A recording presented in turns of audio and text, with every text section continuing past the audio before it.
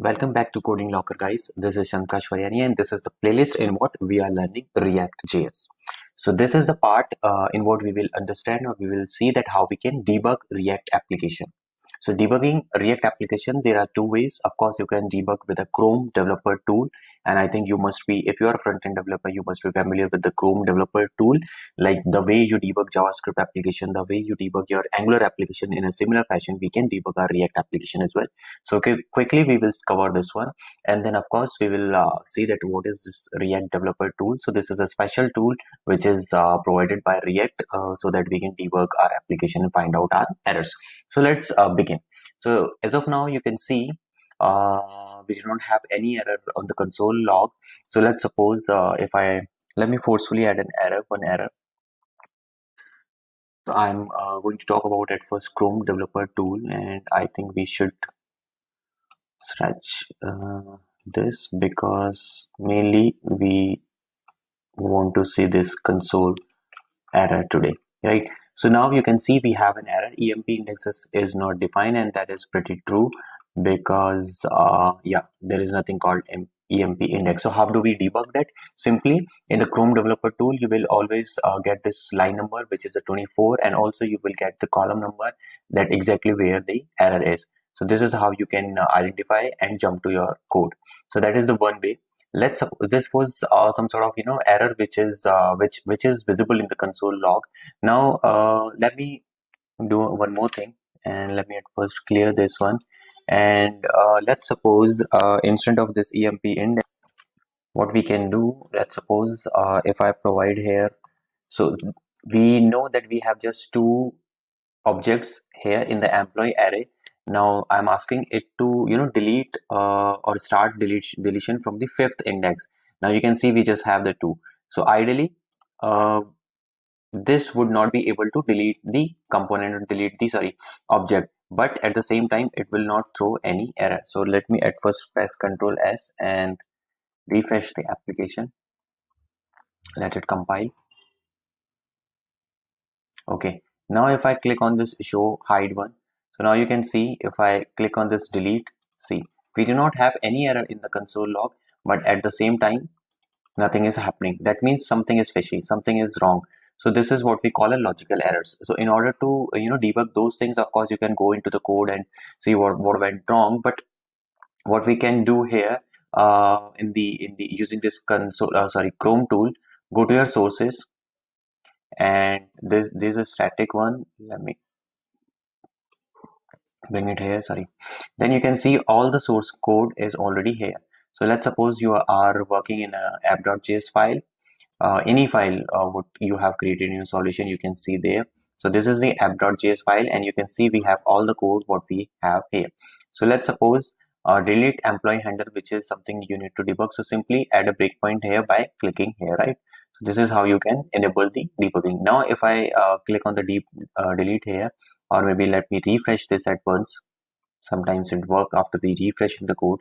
Now if I click on delete, see we have the breakpoint here. Now you can easily debug your application. So what you can see simply, okay, we have just two employees. Now I am asking this to splice the start from the fifth, but we do not have the fifth, and then maybe you can probably update your code from here quickly. So instead of changing again and again and then making sure that it is working for us, not simply you can exactly find out your problem in the Chrome developer tool and then fix once in your code. So that is all about that Chrome developer tool. Another way is React developer tool. So at first you have to Google this React developer tool, and then the first link which you find in the Google, you should click on this, and it is a Chrome extension. So I have already added this. So in your case, there will be add button.